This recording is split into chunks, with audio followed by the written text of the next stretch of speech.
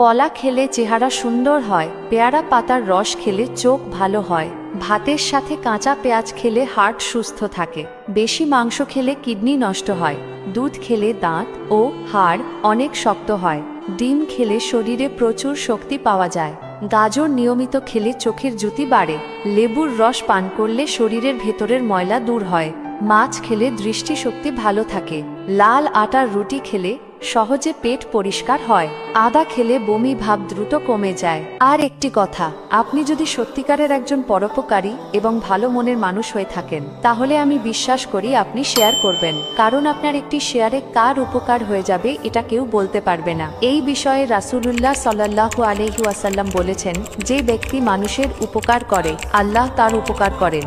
সহিহ মুসলিম। এই হাদিস থেকে বোঝা যায়, অন্যের উপকার করা শুধু তার প্রতি দয়া করা নয়, বরং এটি আল্লাহর সরাসরি সাহায্য পাওয়ার একটি বড় মাধ্যম। তাই ভালো কিছু জানলে বা পারলে অন্যের সঙ্গে শেয়ার করা উচিত। সে নিয়তে আপনি শেয়ার করতে পারেন।